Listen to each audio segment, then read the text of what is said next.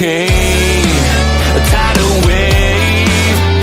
Essence perfect, life looks brilliant. Give me more of this. I'm out of control, about to blow, and I've been caught in the undertow. So toxic, but I can't get enough. You bury me, bury me. Yeah, you bury me, bury me. You've got me hypnotized. Push me out of myself. You've got me hypnotized. I can see, I can hear, going crazy for the light. It's got me hypnotized. You've got me hypnotized. Can get you out of my head again.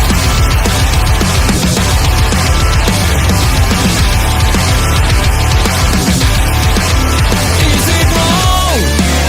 Is it right? It's like I've won my final war without a fight. I'm out of control, about to blow, and I've been caught in the undertow. So toxic, but I can't get enough. You bury me, bury me. I know you bury me, bury me. You've got me hypnotized. Push me out of myself. You've got me hypnotized.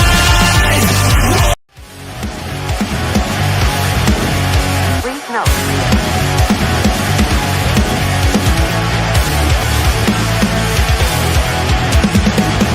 Never gonna stop, never gonna change, never gonna do the things you say. Run my own way to get there. Pulls a coin and I don't seem to care. In the air, no more crowd, just the opposite kind of few clouds. Tell me the storm is coming for the sake of all your lies. Why don't you try to be wise? Now that I need you anyway.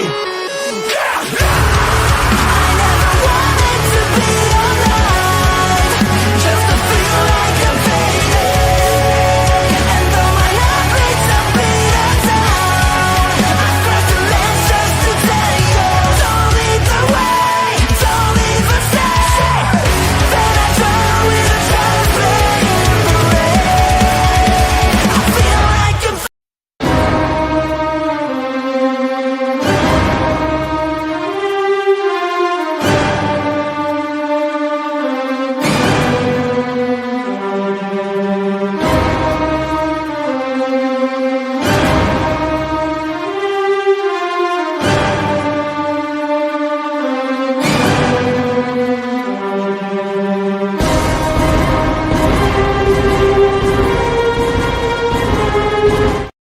Hello, everyone, and welcome to Marvel Talk. I am, of course, OLED Ed Fries, and I'm joined by my tag team partner here on All Things Marvel, a man you're going to see this combination in some form or fashion a whole lot over the next 20-some-odd days. Holy Good shit. to see. How you doing?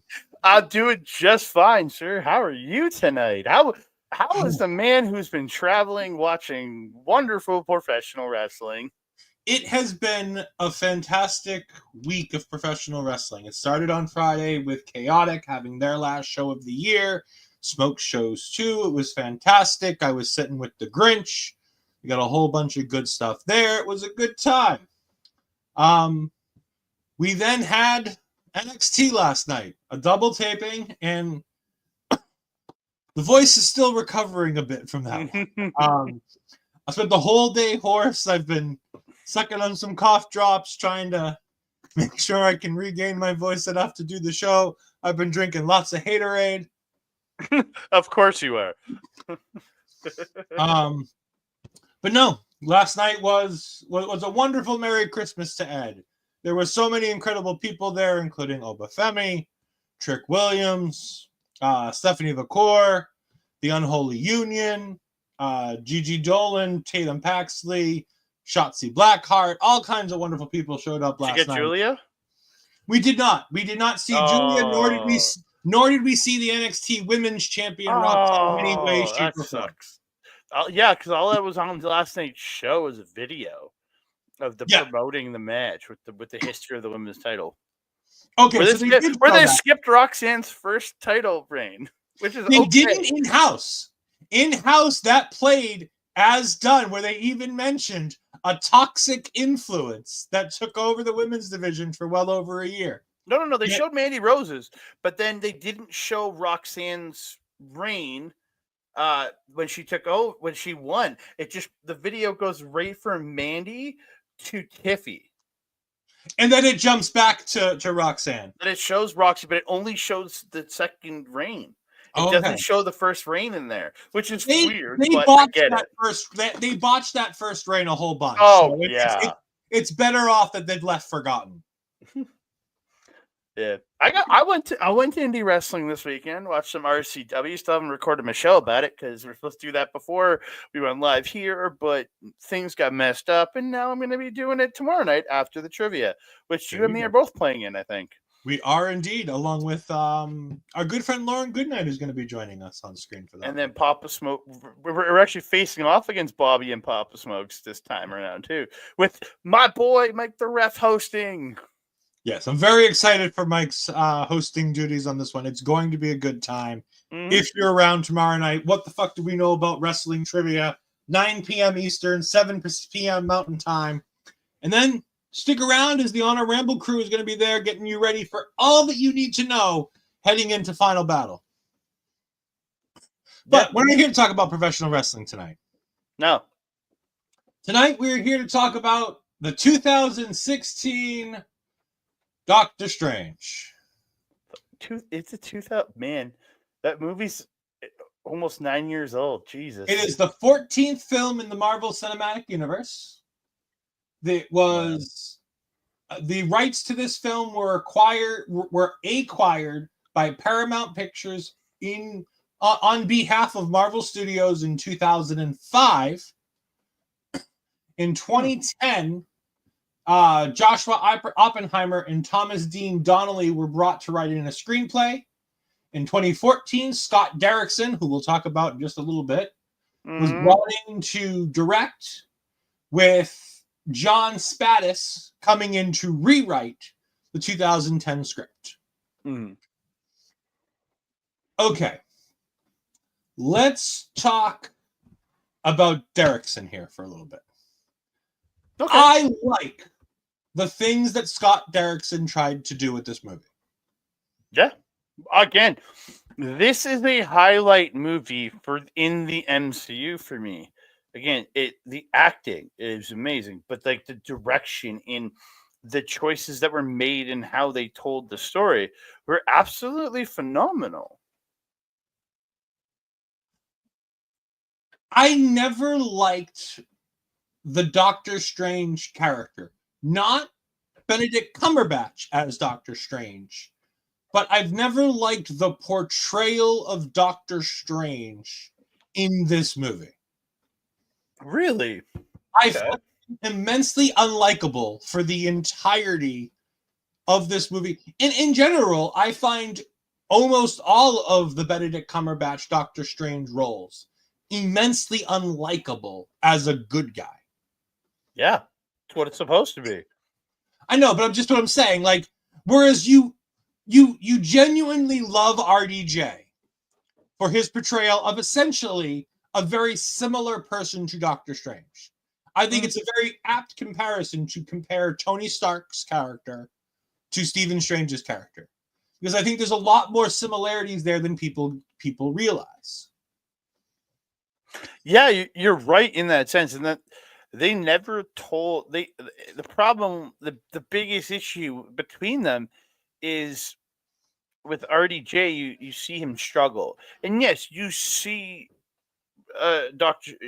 Stephen struggle in this movie, but he never even with everything he learns, he never quite humbles himself.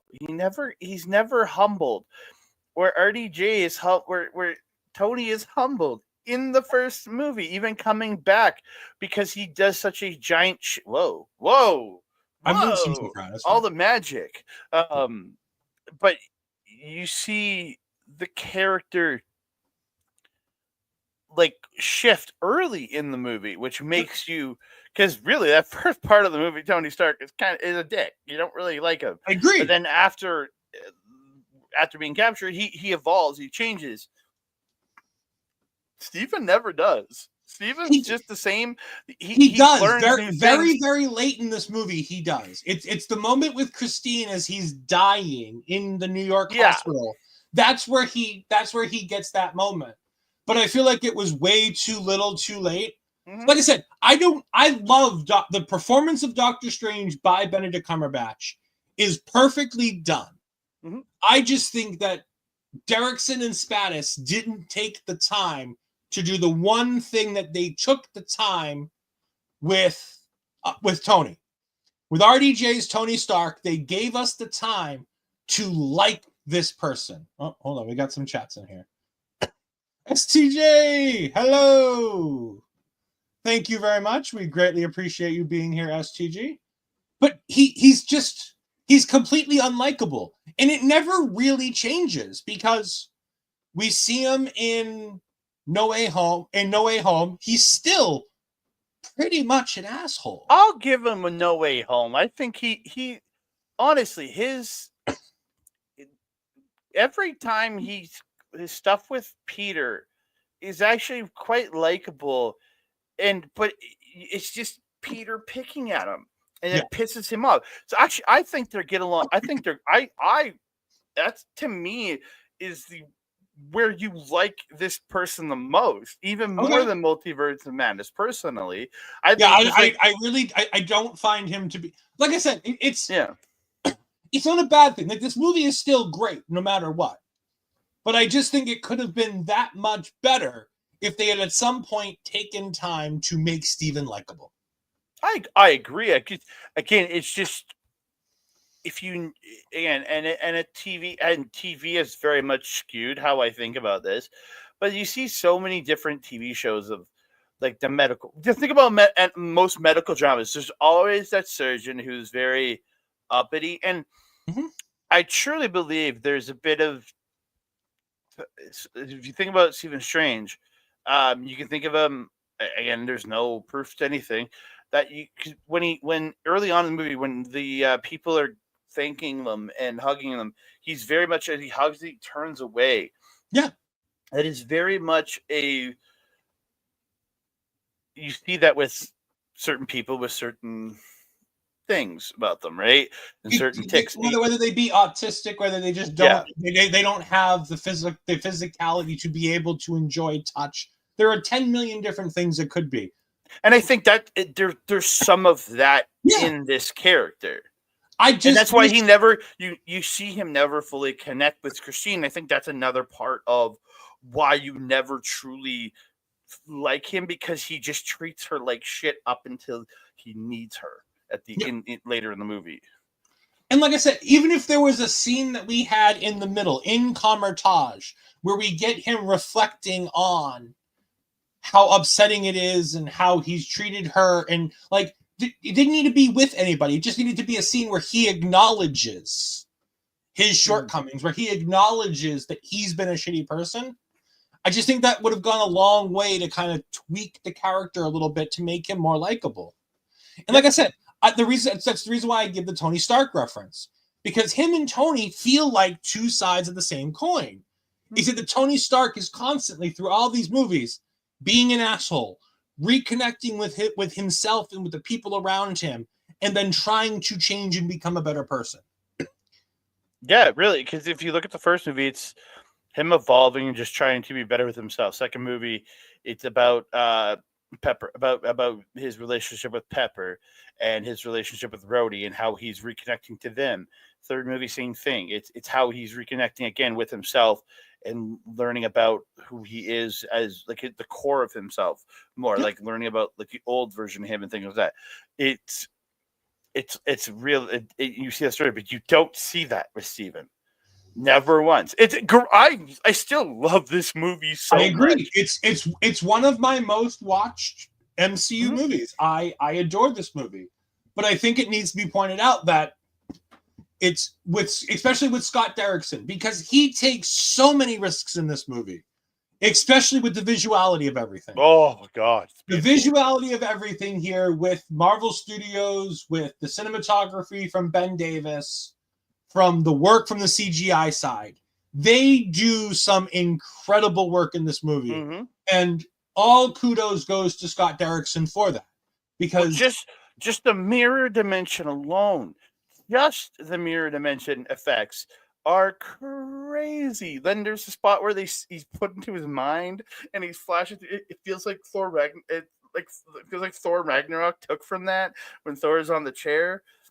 But like it's gorgeous in the way they do things, the magic and how they practically use the magic in here, in like with the orange sparks and everything. How they kind of make it, which is cool, kind of cool, because if you watch any of the cartoons, look in the comics, it's not really ever practical, where they actually make it practical in here. Mhm. I also want to say, for our fans of Killer Cuts, you will absolutely know the name Scott Derrickson, because this man is synonymous with the horror movie genre. Mhm. Whether it be Hellraiser Inferno, whether it be The Exorcism of Emily Rose, whether it be Devil's Knot, Deliver Us from Evil, Sinister 2, Sinister, Black Phone, in the upcoming, currently filming Black Phone 2, which I consider a horror movie. It might be more thriller drama, but he also did apparently script revisions on Poltergeist in 2015, Scream 4 in 2011. I wish you would have made those better. Yeah, I it is what it is. But Scott Derrickson obviously has some incredible work done to him. He's done some stuff, and I believe he is coming back. I don't see it listed there, but I believe he's coming back for something in the near future too, with the cinematic universe. Really? I heard rumors that he was working on it. Maybe, maybe not. So 165 to 236 million dollar budget for Doctor Strange, which has a runtime of 115 minutes. It debuted in Hong Kong on the 13th of October, and in the United States it opened on he's just said in interviews he would be interested in returning. Okay, so he hasn't yet been tapped for anything. This is back from October 2023. So I would for sure go back to the comic book cinema if I was working with something that I felt was a good evolution of the genre. So, which makes sense considering he definitely elevated the genre when it came to this movie. Of course, we see in the beginning of this movie Caecilius stealing of the pages. Mads Mikkelsen, baby, I love that guy. Mads was incredible in this movie. Ironically, this isn't the first time Mads Mikkelsen had tried to be in a Marvel movie. Mads Mikkelsen went up for Thor and Loki. I'm almost tried to be Chris Hemsworth. People who might have been in Thor and Loki. I don't remember which one it was, but I'm almost certain that he was on the list of people who tried to get the roles for Thor or Loki. I don't know if I would have liked him as Loki. No, I don't think I would have liked him as Loki. No. Again, I couldn't imagine, I can't imagine liking Tom Cruise as Tony Stark either. No, that would have been weird. Rumor that was the big rumor at the time. But I think about it and I'm like, Tom's so perfect. Hiddleston was so perfect as Loki. You can't think again. It's hard to imagine somebody else in that position now. You know what I mean? Yeah. He also had apparently tried to become part of the Fantastic Four at some point, and walked out of his audition. Oh, he probably saw the script for that Josh Trank movie. As much as I love Chronicle, but then again, if you're crazy and you want to go sign up for Kevin Smith's it's not the Josh Trank one. No, that was pretty bad. Go listen to his interviews with Kevin Smith on Fat Man on Batman. he talks about it up to a point before the movie came out, and then they scrapped the fourth part of the interview because the movie came out and everything went to shit. But yeah, he talks about some stuff that it's insinuating that the studio fucked with a lot of his plans on that movie. Mads Mikkelsen recalled the time where he auditioned for the Fantastic Four for the 2005 version that was that eventually given to Ian Guthrie. Oh, I honestly, I love Ian. He was so good in that role. He is the perfect Mr. Fantastic. I don't care. Everybody can yell about John Krasinski, the other one. Ian is he was the shining star in that movie, in my opinion. No, that's still Chris Evans as Johnny Storm, but that's besides the point. He was good, but I still think the person who had the perfect character was him. What was Ian as Mr. Fantastic? He was the perfect character, perfect person to play that character. And this is where we get to our first of the problematic MCU-ifying of the comic books, where we seal the Ancient One, putting a stop to Caecilius, Tilda Swinton. Yeah, we again, I had no issue if they gender swapped. Who cares? Who gives two? That wasn't the issue that most people had with the fact that Tilda Swinton was in this role. Why? A lot of people had issues with a white woman playing the part of an Asian-based character. That's true. It is true. I didn't even think about that. Yeah. A lot of people wish that they would have tried to cast slightly closer to home when it came to that role. And again, it's a new age. It's a new thing. This is a little bit further back, but still. They could have went like East Indian or like Chinese or something for it, like to kind of make it hit a little bit better. Again, I'm not saying they had to. I think Tilda Swinton does a great job here. However, I think a lot of other actresses in 2015 probably could have done a great job too. I don't think her portrayal of the Ancient One is so incredible that it transcends the issues that people might have had with the character. Yeah.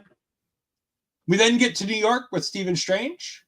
And he's being his arrogant self. He's performing surgery and naming some obscure movie music from Chuck Mangione, who apparently charted a top 10 hit with a flugelhorn. So that part always it sticks with me. I can't understand why that part sticks with me, but it does. Yeah. Where we finally meet Amy Adams. Rachel McAdams. I apologize. I was gonna be like, what? When did Amy Adams show up in this movie? Wrong Adams. It's the other Adams lady that's not related. I was so Rachel confused McAdams. for a second. We see Rachel McAdams as Christine Palmer, to be precise. She needs a second opinion on a patient who's dying in the ER. He goes in, he performs a risky surgery, which saves the patient's life after humiliating the doctor, Dr. Nick. Was his last name Riviera? That's the real question. It was not. I can't confirm it was not Riviera. I have friends that would think that joke was hilarious. I'm a great Simpsons fan. I think it's great. I just, Dr. Nicodemus West. That's Nicodemus West. Yeah. Yeah. This is great. Where Doctor Strange refers to the ER as a butcher shop. Yeah. Great, Nick. Nothing to see here. Magic fingers wipe it all away. I love SGG getting in on the Simpsons stuff. Like I said, I got the Nick Riviera reference. Oh, I know you would have. I know you did. Then we see the car accident. Yeah, I hate this scene so much because I'm just like I've been in a couple minor accidents. I rear-ended a dude and I slid off the road and hit a sign. So nothing. I've never been in a major car accident, but I'm like, especially since when I rear-ended somebody, I am very, very. I've become a very paranoid and cautious driver. When I see every time I see this scene, I'm like, it just bothers me that he's doing what he's doing. I'm like, dude, you're in the rain. You're driving on a cliffside. Are you retarded? Are you dumb? Are you stupid? Are you like I don't get it. Like I hate this scene so much. It bothers me in so many ways. STG says that he's backed into a shipping crate. Andre, he gets it. I mean, I've had my risks ones. One night I was driving my ex home from an ER visit at 3 a.m. in the morning, and I fell asleep. And the car crossed 3 lanes of highway, hit nothing. It bounced off of a Jersey barrier in the middle of the highway, and then bounced across 3 more lanes of highway without me waking up until I was on the shoulder again. It was indeed an experience. Yeah, this is an annoying scene. I don't love this scene. We get a nice little MCU Easter egg in here. Not to Rhodey. Yeah, as we hear him going over potential new patients, and we hear Air Force Colonel crushed in a experimental armor, and he goes, "Well, I could save him, and so could 30 other people." Moving on. Yet technically, like he was having to use mechanical legs in later movies, so it's like nobody technically fixed him properly. No, because Tony fixed him with the mechanical legs. Yeah, but Strange could have actually fixed him. The Potentially, jackass. Potentially, yeah. Which might be another reason why he has issues with Iron Man in Infinity War. Could be. This moves on to Strange getting I believe, 16-hour surgery where they put all kinds of pins in his hands, and basically his medical career is over. And he's angry, and he's lashing out at everybody, and he spends his entire fortune trying to find experimental surgeries to fix his hands. And when nobody else will touch him because he's been an asshole and never put his career on the line for anybody, nobody else is willing to do the same for him. Well, I love the one because he wouldn't do things for some people, and then the other guy saying, "I got to protect my reputation." I was like, "That is absolute friction. You deserve this, you asshole." So at this point, you're thinking he's gonna become a good guy at some point, is he? No, not really. He never gets humbled. He never gets humbled. There are so many points in this movie where they give us the preset.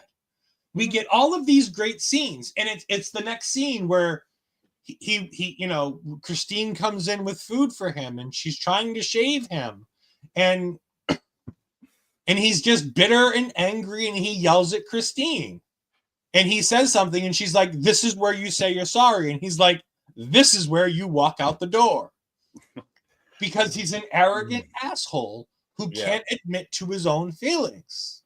Yeah, and I'm sorry. This is the point of the movie where this person is supposed to. This is Tony coming home from being kidnapped for all those months and making his life changes, but he doesn't do it, and it's like, okay, this is weird. But okay. I'm even fine with him not changing here, but it shouldn't have been far from here that we get the change. Yeah, but again, this should have been the start of a realization, at least, for the character to go, I've been treating people like garbage. I need to be better. Yeah. But it's another pure, instead of opening himself to everybody, he goes so much farther inwards because he talks to his physical therapist, and he tells him about the guy that walks, and this is where he's like, how can I fix myself? Yeah. And going to see the paraplegic.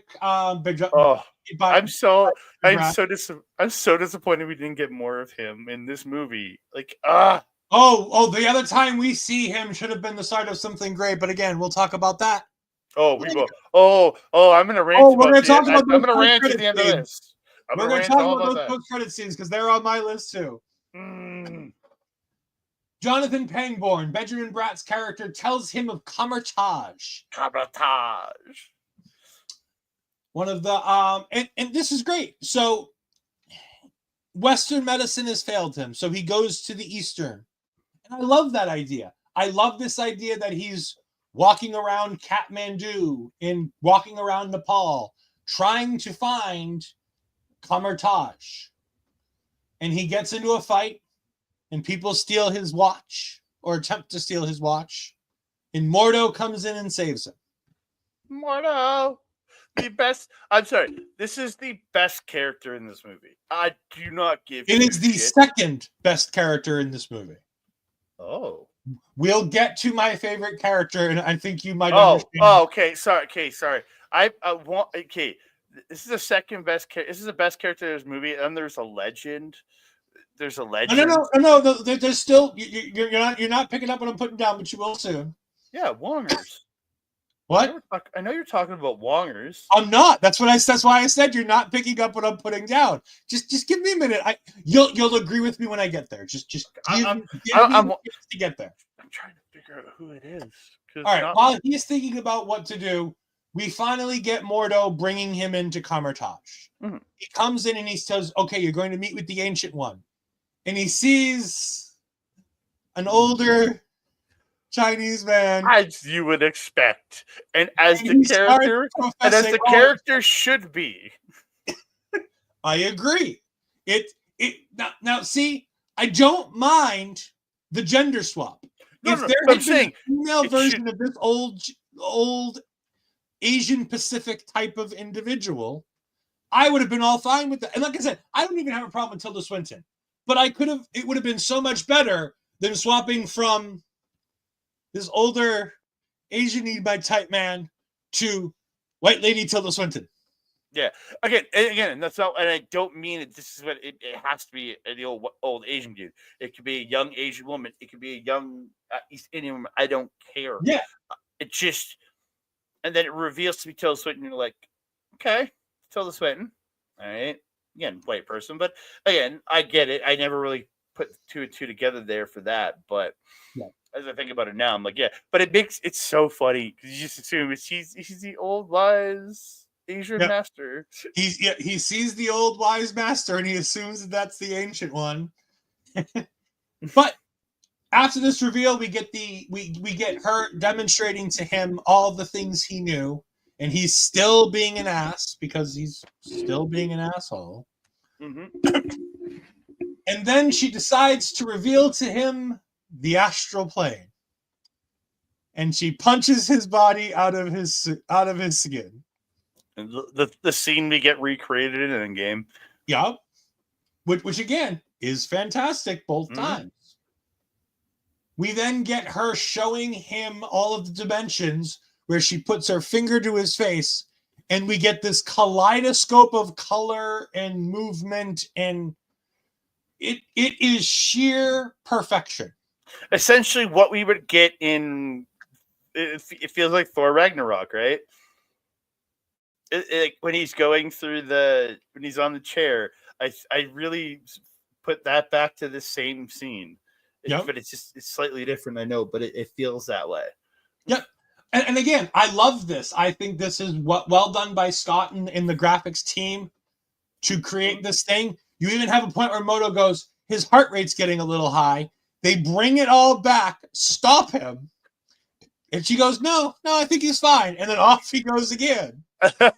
So good.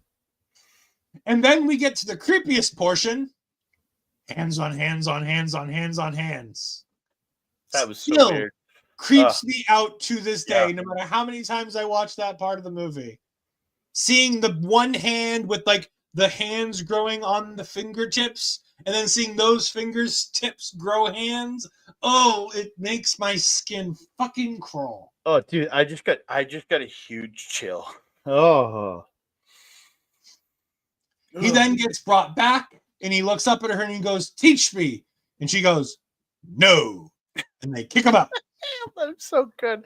And again, this is another perfect opportunity for the character to humble himself and Yep. make himself better and become a functioning good human in society. That not that he was not a bad human, but functioning He was an proper arrogant asshole. Yeah. He's a fine human, but he's an arrogant asshole. but be a fine non-asshole human in society. Yeah. But they eventually just open him the door. But Mordo's like, oh, let's be nice. He's been waiting for like 3 minutes. Let's let him in. 9 hours is the time frame they give us Ugh. that they left him out there. Oh, they're like, come on. And they let him in, and then bang, he goes. And then he does pretty well at the studying part of it all. Like because again, that's what he Parts of did. it, yeah. Yeah. I'm saying the actual study part of it. Another thing that always points out to me is Mordo brings him inside, and he's showing him the place, and he's like, all right, bathe, prepare, and tomorrow we will start your training. Meditate if you can. And he hands him a piece of paper. And on the piece of paper is the word Shambhala. And Strange looks at it and goes, is this my mantra? And he goes, no, it's the Wi-Fi password. We're not savages. This is where we get to finally really sit here and talk about, I'm going to try this one, and I'm probably going to butcher it. Chiwe Ejiofor. I believe I'm pretty close on that one. I'm going to go with that. I know it's Ejiofor, but I couldn't for sure tell you. I know it's Ejiofor. I always can't know if it's Chiatel or Chiwell or either way. Mordor. Not Hodor, not Mordor, but Mordo. Oh, Mordo. Oh my God, Mordo. All right. I like Mordo. There's a lot to like about Mordo in this movie. I'm just trying to figure out what the name is. Chiwetel. Something. Chiwetel. All right. That's what Wikipedia is telling me. It has the audio on it. Yeah. Chiwetel. So let's talk a little bit here about Mordo. Can I rant about Mordo? If you want to, because I really enjoy Mordo. No. I rant about. Are we saving that for the? Are we saving the rant for the end of this movie? No, you can do it now. It's fine. Well, is this the rant about the end of the movie? Because if it's the rant about the end of the movie, you have to wait till that. It's the character rant that I'm okay. I won't go there. We'll rant about it at the end of the movie. I love this character. He is Mordo is great. Like again, this is to me the best character in this movie. And just how rigid but happy, but everything he is. But he is kind of almost the opposite of Doctor Strange, which I love because he's so rigid in the rules, but he's so focused in how good he is at certain things. Where Strange is one that's willing to break the rules, but he's so good. They're like yin and yang, and I love it so much. And just the way they play off each other in everything in this movie is absolute perfection. Agreed. There's nothing I would change about that. He is the absolute perfect foil for Doctor Strange. Mm-hmm. He does an incredible job. He is so calm and gentle in trying to teach Strange. And we start seeing this here. This is now Strange's training montage. And it's not like a montage like we're used to in a Marvel movie. We're seeing a lot more scene work as opposed to just Strange trying to get it. But Strange can't get it with his fingers. And Mordo is very calm and comforting and tells him it's going to be okay. It's going to come. And the Ancient One has a bit of a different idea. And she goes, well, what's stopping you? And he goes, well, my hands. My hands are broken. I can't use my hands. And she's like, oh, please, Mr. Hamir, come over here. I need your help again. And he pulls up his sleeve, and this man is missing a hand. Completely missing a hand. Just hasn't enough. He just does it without a hand. And he just does it. And it's great. And she looks at him and goes, it's not about what you have to work with. It's about giving in to the ability and believing in this. And again, here is another chance where we can have a redeemed and understanding Doctor Strange. Steven has another moment to come to grips with all of this stuff. Mhm. She talks about not beating the river into submission, but to giving up to the tide and following the wave. Mhm. And again, he just doesn't fucking get it. Like, she takes him to the top of Mount Everest. And yes, he gets home. But he gets home because he needs to, not necessarily because he's figured it out. Yeah. Yeah, And then again, when character frustrates you. yes, Entire and movie. again, But you love it at the same goddamn time, which is so perplexing to me. I agree, but it's an interesting back and forth, especially after I tell you my problem with it.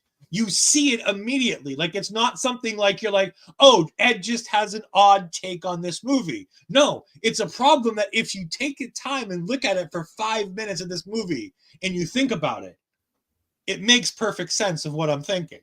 Mm-hmm. And again, it does. by this time, Tony Stark would have realized he's done wrong, tried to start doing something better. Hmm? And there's still nothing from Doctor Strange. Because remember, you can even almost word for word play these parts out. Tony is an arrogant asshole in the beginning of the movie. Gets kidnapped, almost dies. That immediately changes him into a new person who's trying to do things differently. He's still an arrogant asshole, but now he's working on the side of good. He's trying to make up for the things that he did wrong. Immediately, within the first half hour of the movie, Tony's already on the road to redemption. He doesn't necessarily have to get there, but at least he's made some progress. Mm. At this point in Doctor Strange, we're almost an hour into this movie, and he's made zero progress. Yep.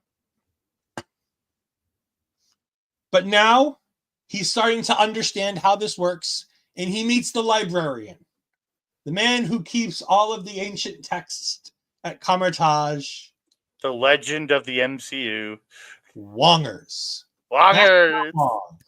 Played. I just watched She-Hulk again, so I like it. And by the way, Wongers. I do love that Wong is played by Benedict Wong. Yep. Master Yes. Wong is just Wong. And again, he says, "My name is Wong," and he's like, "Oh, like Adele, Beyonce," and this guy's like straight-laced, has no idea what he's talking about. Madonna. He acts like it. Well, I only think he listens to Beyonce later in the movie because it's brought up to him, Beyonce, you have to know who she is. I don't think so. I think he was just trying to act like I'm the master. I don't know what you're talking about.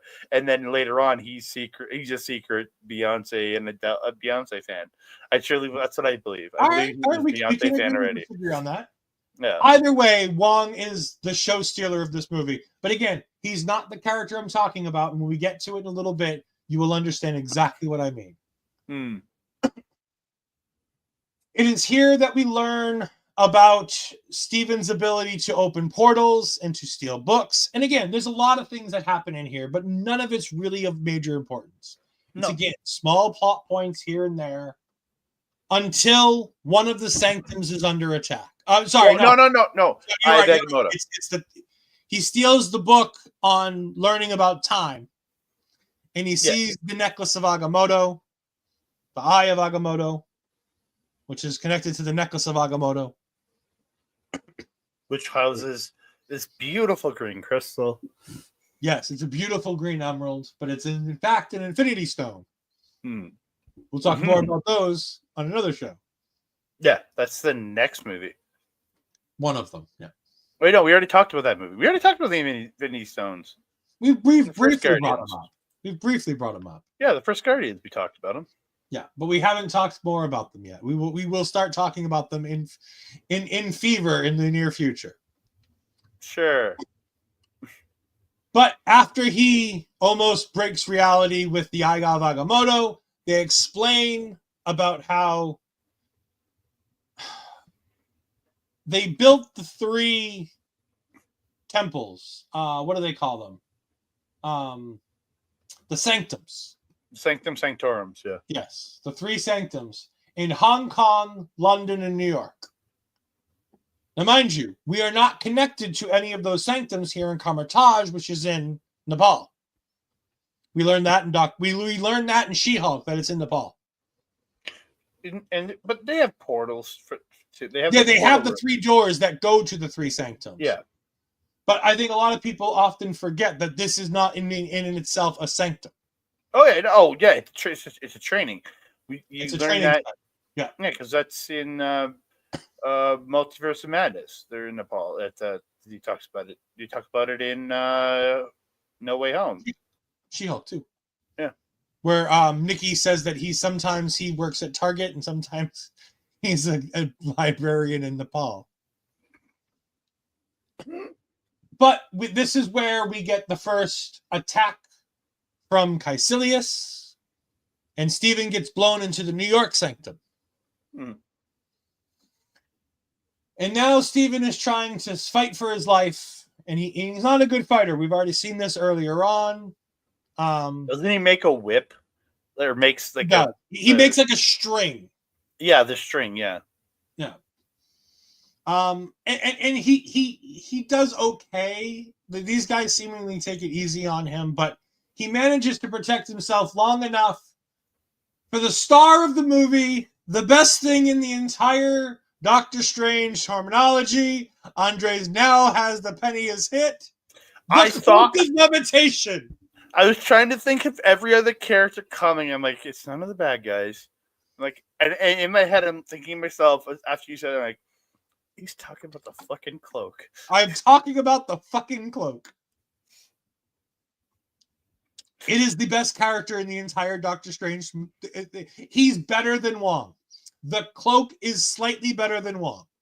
No, Wongers is Wongers. The cloak's up there. I put him right up there with Mordo for sure. I love the cloak. The personality given to an inanimate object in this movie was so incredibly well done. It's true. This cloak essentially being sentient without being sentient, with the way it pulls him out of the way, with the way he tries to run to the weaponry, and it yanks him backwards to the thing to trap Caecilius in it, the little body thing. Fantastic. And again, this is a decent fight scene. Again, Scott Derrickson does a really interesting job with taking a fight scene and making it something entirely different. Yeah, and then doesn't he get stabbed with like the ghost spear? Yeah, he gets stabbed with the like metaphysical ice sword thingy bobber. Yeah, that's it. And he ends up opening a portal to New York. Well, to the hospital that he used to work at with Christine. And we finally get him being a human, with him having feelings. He after Christine saves him, and he kills the guy with the electric shock stuff, the defibrillator, to restart the heart. He kills the astral projection, which kills the other guy. Mm-hmm. He then has a really that was a pretty good kill. Like, you gotta admit that was pretty freaking sick. Like I said, I love all of the fight scenes, and I love the different ways that Scott Derrickson took the action in this. This movie has such great fight scenes because it's completely different. It's, as he said, elevated the comic book genre.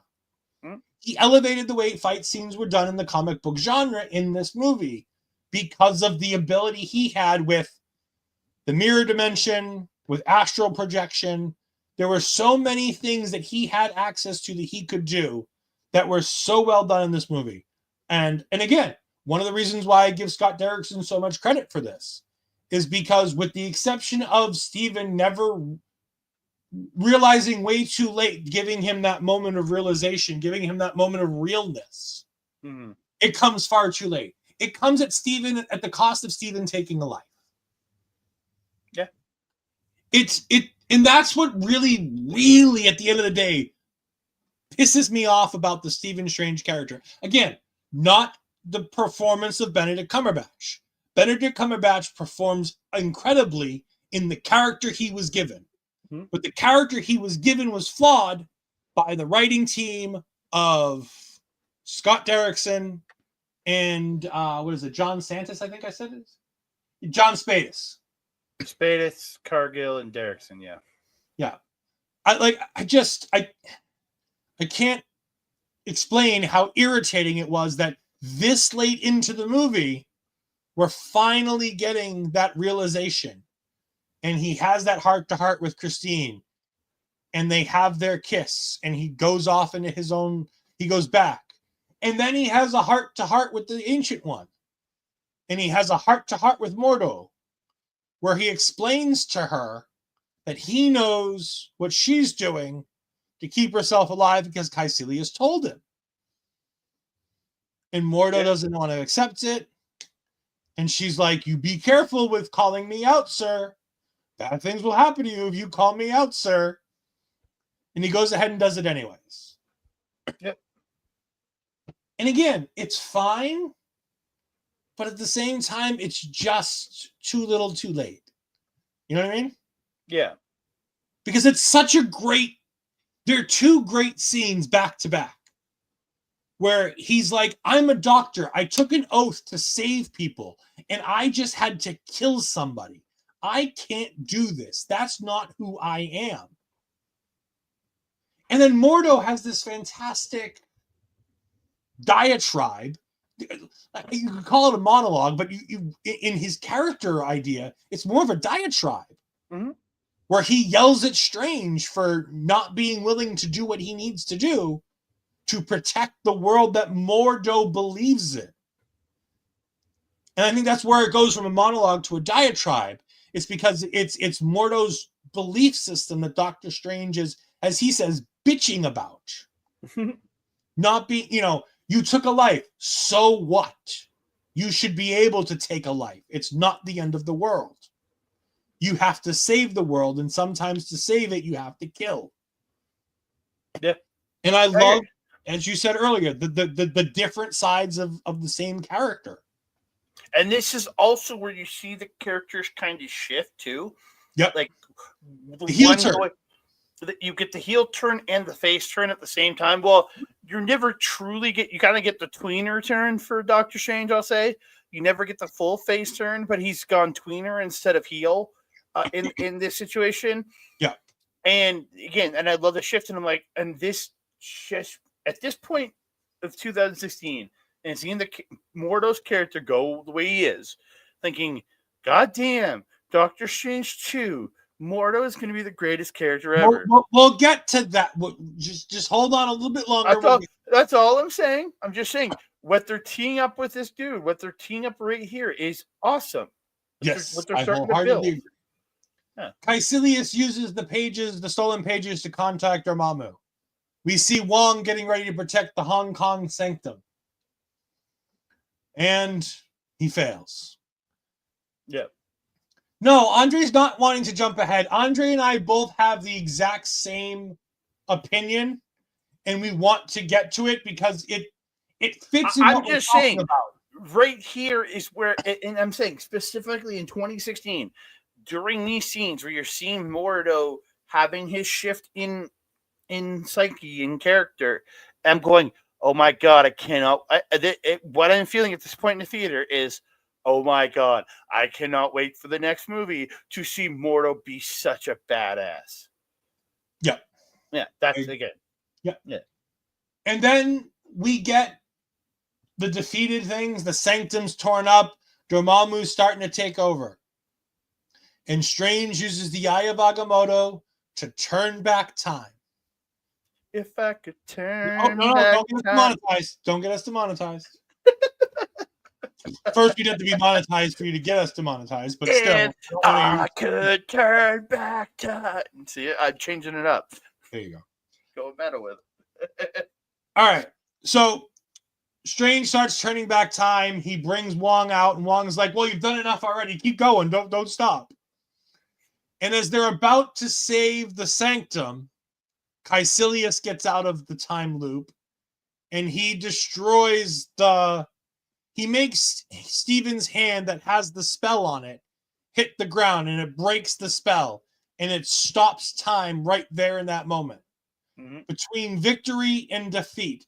It is such a perfect visual of this midpoint between Dormammu starting to come through and the Sanctum rebuilding, but also half destroyed.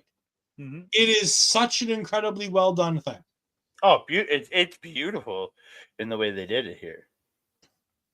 Steven, the visuals here are gorgeous.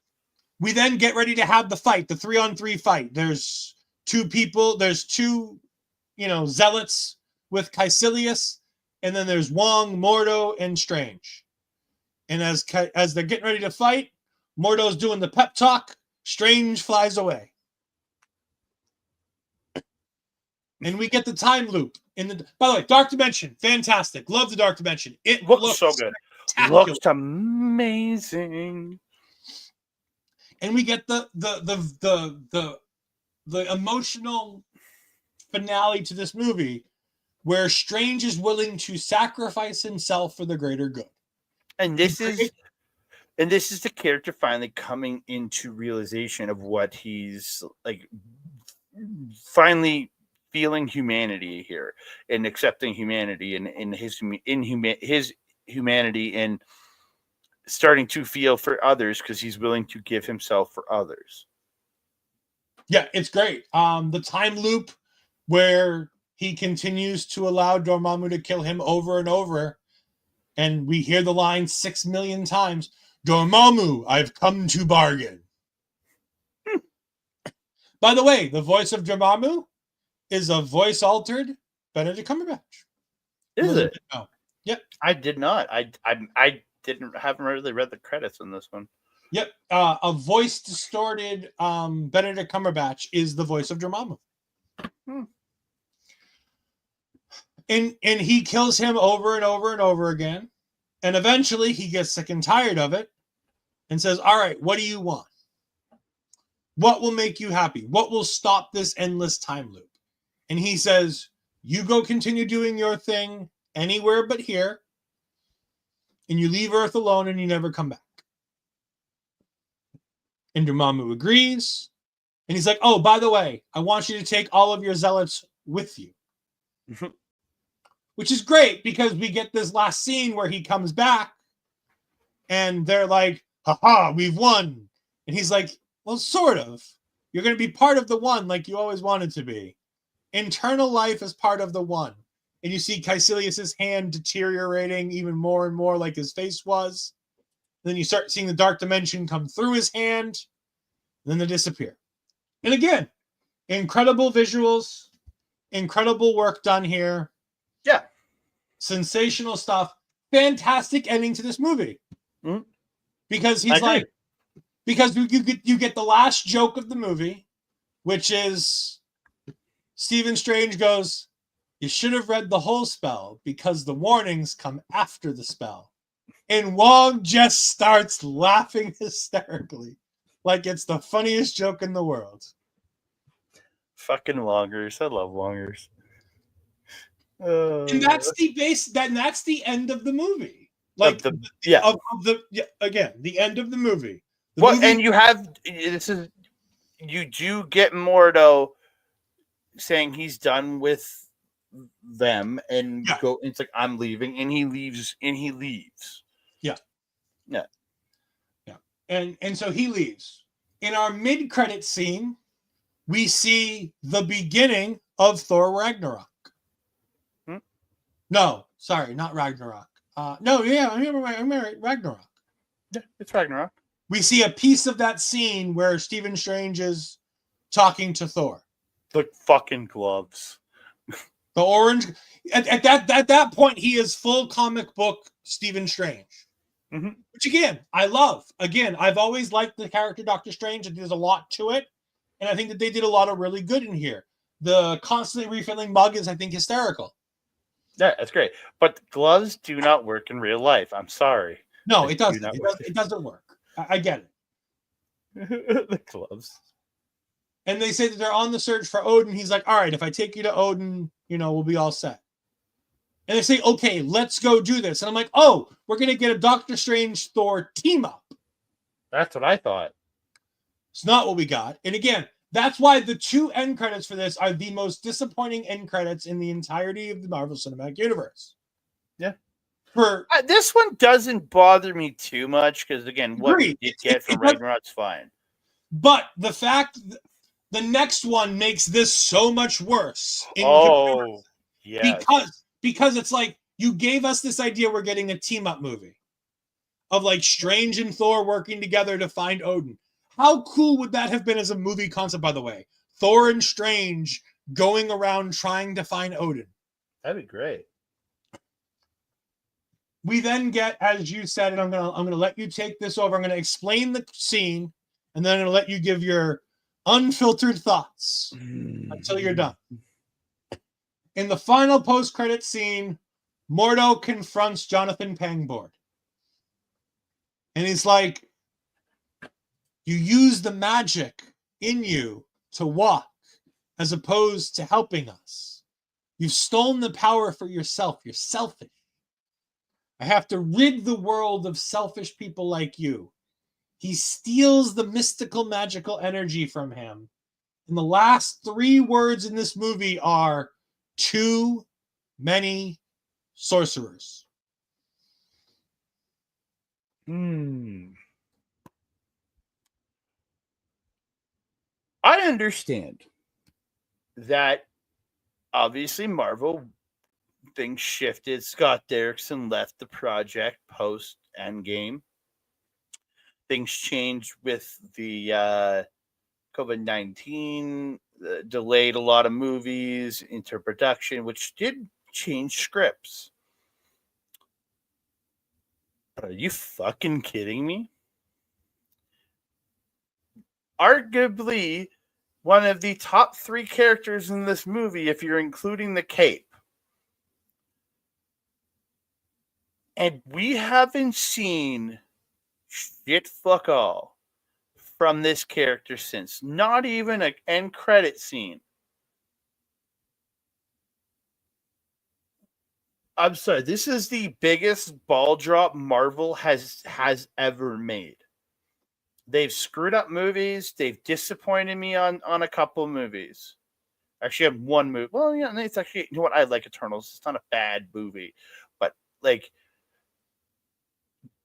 this is... Ooh, this character there's so much lore for this character in the comics. Well, not Doctor Strange isn't one of my favorite characters, and Mordo isn't one of my favorite bad guys. There's so much lore. Watching the cartoons from the 90s when Strange and Mordo were involved, such good stuff. And I get what Multiverse of Madness was doing to set up, but fuck right off. I wanted more Mordo. Mordo as the bad guy. And again, if you do it in Doctor Strange 3, if it ever happens, it's almost like, does it really matter at that point? Because it's been so long. Like, All right. I agree with everything Andre said here. Setting up the idea of a second movie where you have Mordo versus Strange in the Sorcerers is such a unique and interesting concept. Mm-hmm. There was so much, and again, the MCU kind of got away from them at this point, and they went into the multiverse direction. Yeah. I get it. I understand it. Me too. Multiverse of Madness was originally going to be a Scott Derrickson film. It was going to feature Nightmare, and it was going to feature Mordo heavily. From what I was reading, he was going to be a kind of character on the outside, kind of the reason helping Nightmare in certain ways, but setting it up for Doctor Strange 3 as the ultimate battle between Strange and Mordo. Is from everything I read that Derrickson has talked about. It was a version of the pitched movie that was given to Marvel at one point by Derrickson. Mm-hmm. At some point, Derrickson comes off the project, and this is during COVID. and they decide to bring on Sam Raimi. The biggest mistake in the MCU. Okay, I don't hate Multiverse Madness. I still enjoy it as a movie. I'm not a Sam Raimi fan. I'm not a huge fan of the Raimi stuff. I like the Spider-Man stuff. I like Evil Dead, but he doesn't tell the stories I like to watch. In general, I don't like the way he tells a story. And again, he was brought in to tell a very different story too. Agreed. With this character than what Marvel had originally planned to do. That's the other half of it all. I agree. Like I said, he doesn't fumble that. And again, that's neither here nor there. But there's a filmed version of the beginning of Multiverse of Madness where Scarlet Witch kills Mordo. There is a deleted beginning. She does in the one we've seen. No, this is one where she beheads Mordo. Oh, okay. There is a very different beginning to this. But our 616 Mordo. Our 616 Mordo. The Mordo. Okay. The Mordo from this movie where he's gone off and killed sorcerers. She comes in and disposes of him trying to find Stephen Strange. I didn't know about that. If you want more about this, go watch New Rockstars has a video on it. There's all kinds of good stuff in there. But there was a storyboarded and potentially filmed scene where Wanda kills the 616 version of Mordo. Okay. It's, as you said, one of the biggest ball drops that Marvel's ever done. And I think that was another big movie that they kind of accidentally left and fell. But we've now come to the point where we have Andre play his favorite game. 2016, November 4th. Andre, what is the official box office for Doctor Strange in the Multiverse? I'm sorry, Doctor Strange, period. Oh, okay. I'm gonna go worldwide. It's easier for me to do worldwide. I'm gonna say like, I don't think this was $1 billion movie, but it probably came close. I'm gonna say like 850 mil. $677.8 million. Okay, again, that's not a failure. That's a very good number for a movie to make. But okay, I thought that would be high. I thought it'd be higher. In 2016, this was ranked number 11 on the most valuable blockbusters of the year. What beat it? 2016, other than Civil War. Oh, what, in the MCU? Yeah. No, just overall, I want to know. You don't need to tell me now, but I want to know now. Because like Civil War would have beaten it, but I still want to know what the top 10 of that year was. But again, don't need to find out. Like I said, it was a deadline article, so there's no reason to that. Okay. But let me see. MCU box office. Well, I know. I'm not worried about that. I wonder what 10 other movies in 2016 beat this. Oh, okay. That's what I wondered just because of the way you said it from that article name. Okay. I just wonder because Civil War is one of them, obviously, but I'm trying to figure out what the other ones are, and I don't know. And to put it in perspective, it is 23rd amongst MCU movies in lifetime gross domestically. Okay, that's not bad. But again, a lot of movies have made a lot more than them now, so understandable. It's middle of the road because there are 41 movies. Well, I'm sorry, there are. Well, because these don't count. These are all 100th anniversaries and re-releases. There are 34 movies, and this is 23rd. So, not the greatest number for it, I'll admit. But it did good. It did well. It got a sequel eventually. Yeah. It's apparently going to get a third movie, maybe eventually. No. Oh, we'll talk about that at some point someday. We will. We will talk about that when we get to Multiverse of Madness at some point. Maybe Andre, like 3-4 years from now. 387 reviewers on Rotten Tomatoes official critic review. What did they give it? Oh, I'm gonna say, like, critics are assholes. I'm gonna say like 78. 89. Wow, they were a Critics- lot nicer critics really to like this this movie than I movie. thought they'd be. Oh, I thought the critics would be shittier about it. Okay, The visual effects, I guarantee, brought this up through the roof for them. that's true. That is very Amazing true. visual effects and the wonderful work Scott Derrickson did. No, How yeah. did the fans view it, though? 100,000 plus ratings on the popcorn meter. Audience 85. much closer than everything else you've guessed. 86. Yeah, that's pretty good actually. They got the. To put it in perspective, Civil War was 90-89. Thor: The Dark World was 67-75.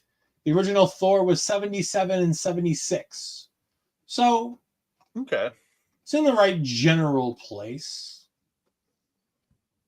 it's not bad. That's a good number together, actually. Yeah. Too high, one almost a 90, one just above 85. It's very, very good numbers for that. Mm-hmm. But we have come to an end of this episode of Marvel Talk. And before we get to our plugs, we do want to tell you what you can expect the end of 2024 and then the rapid year of 2025. Oh, now she shows up. Now she's oh dang, yeah, you're pulling in on Andreas, but showing up at the last second of the show, Asher. You'll have to go back and watch on catch up. Yeah, All right. I love For the rest of this year, you will see almost all of my work. Yes, at least you did show up. Andreas didn't even show up for the show tonight. Jackass. He knows I was doing this show this week too. Jackass. All right. The rest of 2024, the predominant of almost all of my Ole work for the rest of the year is going to be devoted to this show, Marvel Talk.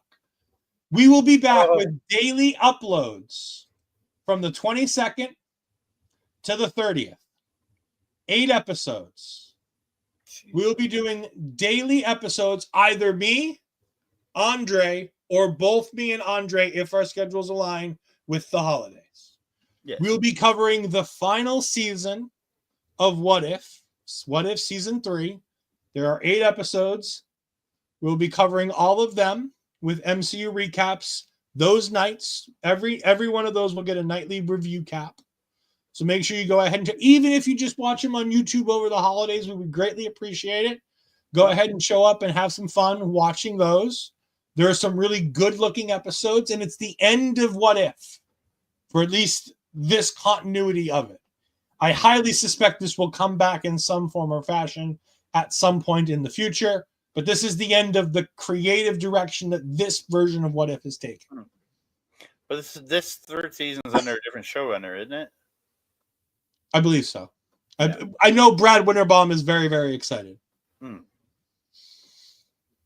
We also have, on the 25th, another episode of Marvel Talk coming out.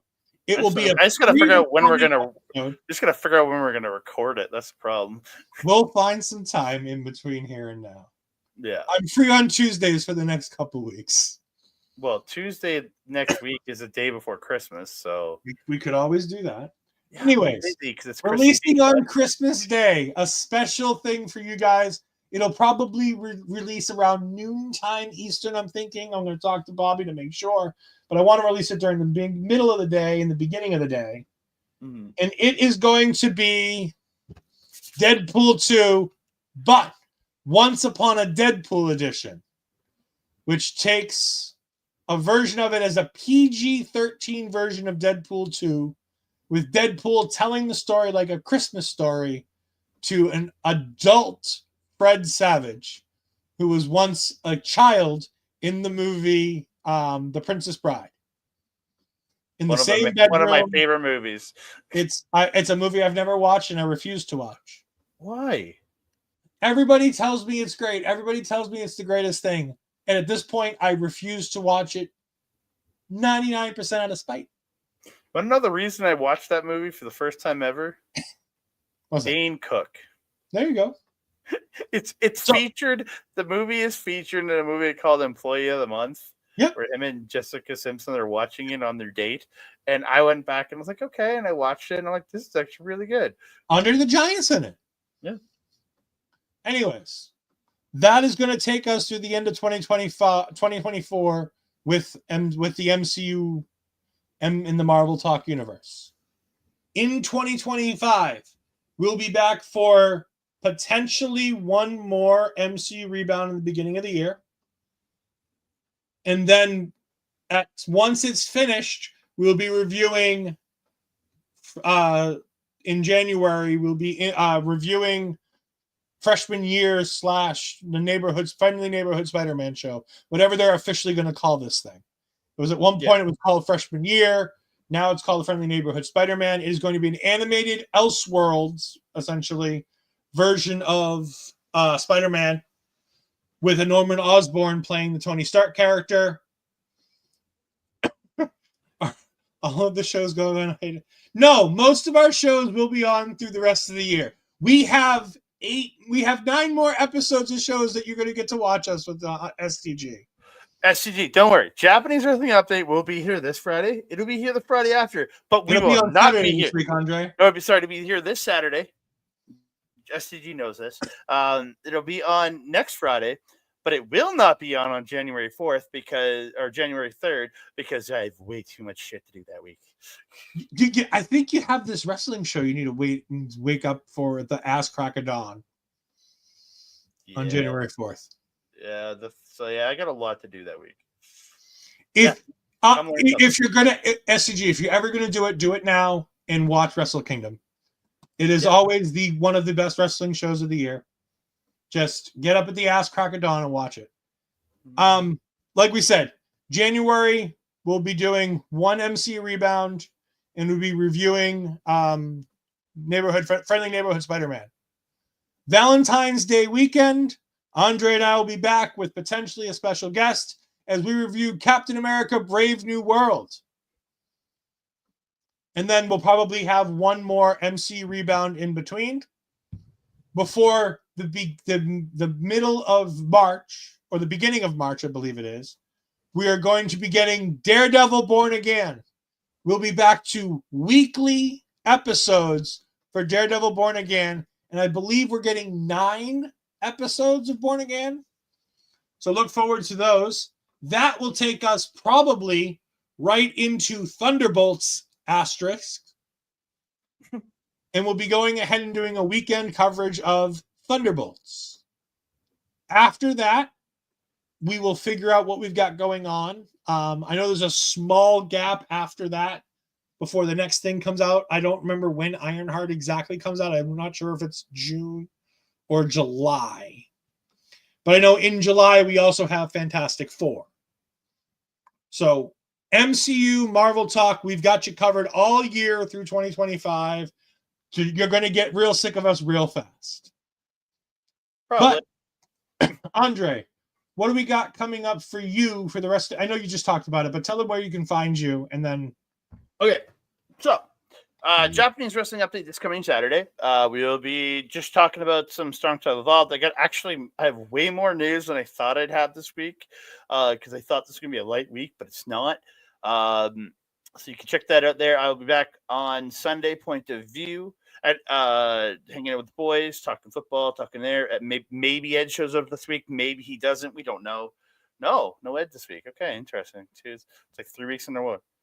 I'm still mad at Bobby. I'm on this Sunday's episode. I'm going to file an official complaint.